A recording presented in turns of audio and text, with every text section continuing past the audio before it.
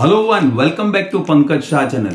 Guys, हर बार की तरह आज का ये वीडियो जबरदस्त होने वाला है।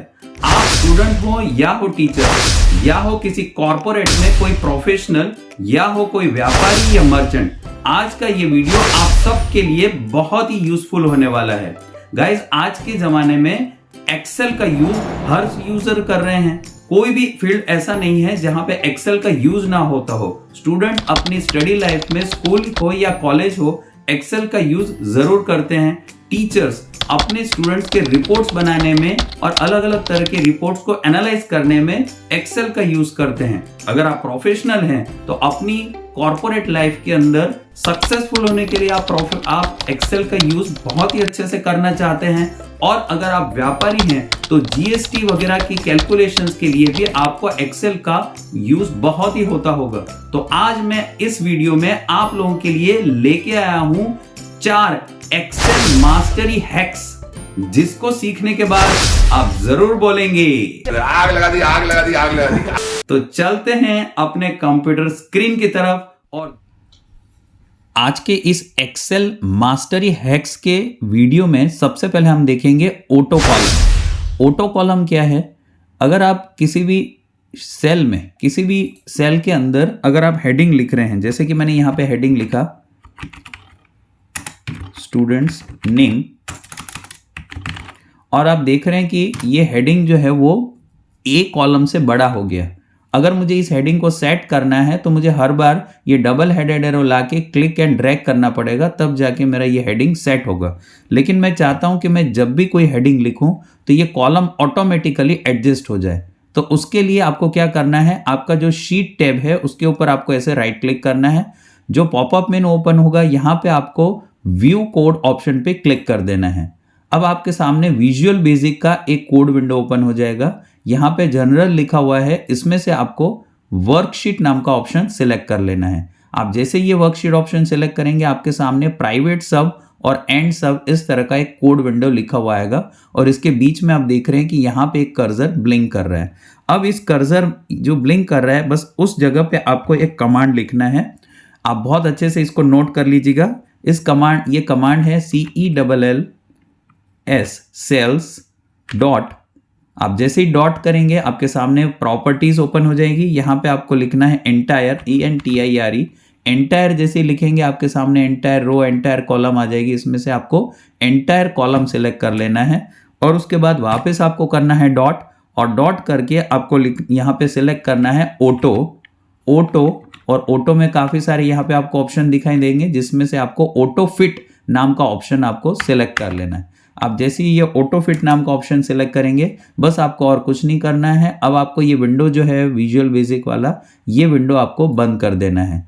अब आप यहाँ पे देखेंगे कि आप इस सेल, ये जो पूरी शीट है, इस पूरी शीट के किसी भी सेल के हेडिंग्स को आप लिखेंगे। जैसे कि मैं फिर से लिख रहा हूँ STUDENTS स्टूडेंट्स नेम। आप देख रहे हैं कि ये कॉलम से बड़ा हो गया। जैसे ही मैं इसको एंटर प्रेस करूंगा तो आप देख रहे हैं कि ये कॉलम ऑटोमेटिकली एडजस्ट हो गई। अब देखिए, मैं एक और कॉलम में लिख रहा हूं मैथमेटिक्स। आप देख रहे हैं जैसे ही मैंने एंटर किया ये ऑटोमेटिक सेट हो गई। मैंने लिखा कंप्यूटर, SCIENCE कंप्यूटर साइंस, और जैसे ही मैंने एंटर किया आप देख रहे हैं कि ये कॉलम ऑटोमेटिकली इंक्रीज हो गई। तो इस तरह से ये आप ऑटो कॉलम को सेट कर सकते हैं। आई होप आपको ये बहुत अच्छे से समझ में आ गया होगा। चलिए चलते हैं अपने नेक्स्ट एक्सेल हैक की तरफ, जिसका नाम है रैंकर्स।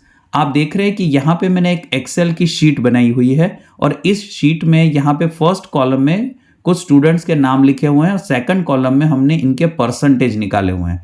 आप देख रहे हैं कि ये परसेंटेज सिंबल के साथ में है, और यहाँ पे थर्ड कॉलम में मैं चाहता हूं कि इनको इनके परसेंटेज के हिसाब से रैंक मिले। तो इसके लिए आपको यहाँ पे रैंक नाम की जो कॉलम है, यहाँ पे आपको एक फॉर्मूला लिखना है। फॉर्मूला की बिगिनिंग आप जानते हैं जैसे कि हमेशा इक्वल टू साइन से होगी, और फिर आप फॉर्मूला लिखेंगे रैंक, RANK रैंक। फिर आपको स्मॉल ब्रैकेट ओपन करना है। ब्रैकेट ओपन करने के बाद आप सबसे पहले ये जो सेल है जहां पे 75% लिखा हुआ है, आप इस पे क्लिक कर देंगे। जैसे ही क्लिक करेंगे आप देखेंगे यहाँ पे उस सेल का एड्रेस आ गया B2। अब आपको यहाँ पे कोमा कर देना है। कोमा करने के बाद आपको ये पूरे सेल की सारी रेंज को सिलेक्ट कर लेना है। ये देखिए मैंने माउस पॉइंटर क्लिक किया और ये ड्रैग कर दिया, तो आप देख रहे हैं कि यहाँ पे B2 से लेके B9 तक का जो सेल रेंज है मेरी टेबल का, ये पर्टिकुलर कॉलम का सेल यहाँ पे आ चुका है। अब आपको इसको फिक्स करने के लिए अपने कीबोर्ड से F4 की फंक्शन की दबाना है। आप जैसे इसको F4 फंक्शन की दबाएंगे आप देखेंगे कि यहाँ पे दोनों तरफ डॉलर साइन आ गया है। बस आपको इसको ब्रैकेट करके ये बंद कर देना है और ये आपका फॉर्मूला कंप्लीट हो गया। आप जैसे एंटर करेंगे तो आप देखेंगे कि यहाँ पे रैंक नंबर 2 आ गया। अब आपको क्या करना है, आपको इसको ड्रैग कर देना है। आप जैसे ड्रैग करेंगे तो आप देखेंगे परसेंटेज वाइज ऑटोमेटिकली सारे स्टूडेंट्स के रैंक आ गए। आप देख रहे हैं कि यहाँ पे सबसे हाईएस्ट परसेंटेज है 80%, तो उसका रैंक 1 आ गया। उसके बाद है रैंक 2 में है 75, रैंक 3 में आ रहा है 74। उसके बाद आप देख रहे हैं कि यहाँ पे 70% जो है उसमें 2 लोग हैं, 2 यहाँ पे स्टूडेंट ऐसे हैं जिनके 70% हैं, तो उनके रैंक यहाँ पे सेट हो गए 4, दोनों के 4 हो गए। और इस तरह से ये सारे रैंक आपके सामने सेट हो चुके हैं। अगर आप चाहें तो आप इसे सॉर्ट भी कर सकते हैं। तो ये हुआ सेकंड एक्सेल मास्टरी हैक। अब थर्ड शीट की तरफ बढ़ते हैं। थर्ड शीट में आप देख रहे हैं मैंने लिखा ही हुआ है यहाँ पे जीएसटी कैलकुलेटर। आजकल काफ़ी सारे व्यापारियों को इसकी बहुत ज़रूरत पड़ती है। यहाँ पे आपको क्या लिखा हुआ है आप देख रहे हैं, यहाँ पे मैंने एक शीट बनाई हुई है।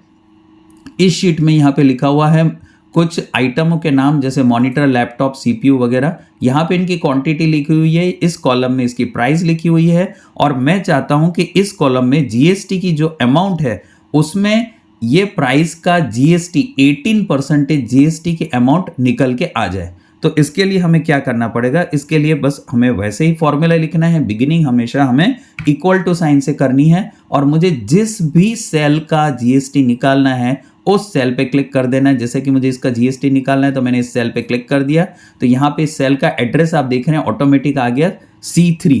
अब आपको मल्टीप्लाई सिंबल कर देना है और उसके बाद आपका जो भी जीएसटी है इंप्लीमेंट हो रहा है, जीएसटी के परसेंटेज, जैसे कि यहाँ पे इसके लिए मेरा जीएसटी है 18%, तो मैंने लिखा 18 और फिर परसेंटेज का सिंबल आपको कर देना और एंटर की प्रेस कर देनी। आप देखेंगे कि जैसे ही मैंने एंटर की प्रेस की, ये पर्टिकुलर जो प्राइस थी, अमाउंट था, उसका 18% जीएसटी यहाँ पे निकल के आ गया।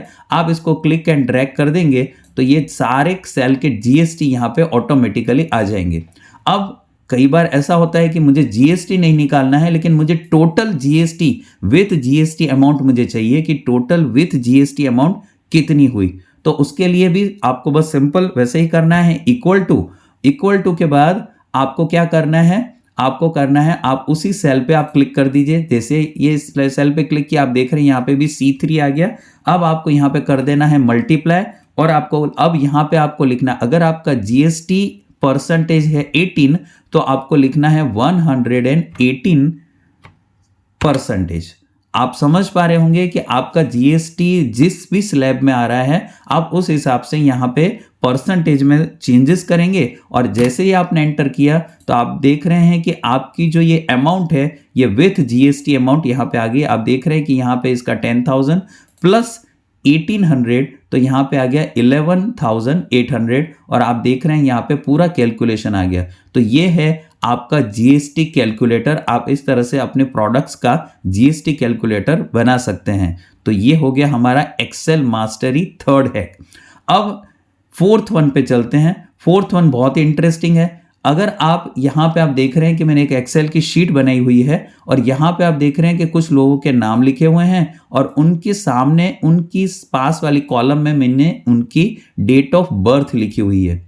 अब मुझे यहाँ पे जानना है कि आज के दिन ये लोग कितने साल के हुए, इनकी एज मुझे जाननी है। तो इसके लिए मुझे जहाँ पे भी ये आउटपुट चाहिए वहाँ पे मुझे फॉर्मूला लिखना पड़ेगा। आपको पता है फॉर्मूला की बिगिनिंग किससे होती है? Yes, exactly, equal to sign और उसके बाद आप फॉर्मूला लिखेंगे डेटेड इफ, फिर ब्रैकेट करना है। ब्रैकेट करने के बाद आप कौन सी किसका एज निकालना चाहते हैं, कौन सी डेट ऑफ बर्थ का एज निकालना चाहते हैं, आप उस पर क्लिक कर दीजिए। जैसे मैंने क्लिक किया यहाँ पे देखिए B2 ऑटोमेटिक आ गया। अब आपको कोमा कर देना है। कोमा करने के बाद आपको आज तक का बर्थ ईयर निकालना है ना, तो आज को क्या बोलेंगे इंग्लिश में? Today. Today bracket open and close, इसके अंदर आपको इस ब्रैकेट के बीच में आपको कुछ भी नहीं करना है। अब आप कोमा कर देंगे, डबल इन्वर्टेड कोमा करेंगे और अब आपको यहां पे डिसाइड करना है कि क्या आप एज को ईयर में निकालना चाहते हैं। अगर हां तो आप यहां पे y लिख दीजिए, अगर आप मंथ लिखना चाहते हैं, मंथ में निकालना चाहते हैं तो m लिख दीजिए। यहां पे मुझे ईयर में निकालना है तो मैंने y लिख दिया, डबल इन्वर्टेड कोमा करके। ये मेरा फॉर्मूला कंप्लीट हो गया। बस ब्रैकेट ओवर कर दीजिए और यहां पे एंटर की प्रेस करेंगे। जैसे ही आपने एंटर की प्रेस की, यहां पे इसकी एज आ गई, यानी कि जो ये अजय है जिसकी डेट ऑफ बर्थ है 25 अक्टूबर 1996, उसको आज के दिन 27 ईयर्स हो चुके हैं। आप इसको ड्रैग करके इन सब पे इंप्लीमेंट करें और आप देखें कि सबकी डेट ऑफ ईयर यानी कि आपका एज जो है यहां पे इन सब की एज ऑटोमेटिकली इस तरह से रिफ्लेक्ट होगी। आपको मैं समझ रहा हूं कि आपको ये बहुत अच्छे से समझ में आ गया होगा। अगर आपको ये वीडियो यूजफुल लगा हो तो इस वीडियो को जरूर थम्स अप दें और लाइक करें ताकि ये वीडियो YouTube और भी लोगों को पहुंचाए। अगर आपको भी ये यूजफुल लगा हो तो आप भी अपने जानने वाले और दोस्तों के साथ इस वीडियो को जरूर शेयर करें और मुझे नीचे कमेंट बॉक्स में लिख के जरूर भेजें कि ये वीडियो आपको कैसा लगा और नेक्स्ट वीडियो आप किस टॉपिक पे देखना चाहते हैं, ताकि मैं आपकी एक्सपेक्टेशन के हिसाब से नेक्स्ट वीडियो बनाने की पूरी कोशिश करूंगा। और आप जानते हैं कि आप में से जो भी लोग कमेंट करते हैं, मैं आपके सारे कमेंट्स को बहुत ही अच्छे से पढ़ता हूं और फौरन रिप्लाई करने की पूरी कोशिश करता हूं। अगर आप अभी तक इस चैनल के परिवार के सभ्य नहीं बने हैं तो इस वीडियो के नीचे एक रेड कलर का सब्सक्राइब बटन दिखेगा, उस पर क्लिक करें और उसके पास में एक बेल आइकॉन दिखेगा, उस पर ऑल ऑप्शन पे क्लिक करना ना भूलें, ताकि मेरे सारे वीडियो के नोटिफिकेशन सबसे पहले आपको मिले। और ऐसे ही टेक्नोलॉजी और नॉलेजेबल वीडियो देखने के लिए पंकज शाह चैनल को हमेशा देखते रहें। तो मिलते हैं अपने ऐसे ही knowledgeable technology regarding next video में। तब तक के लिए जय हिंद, वंदे मातरम।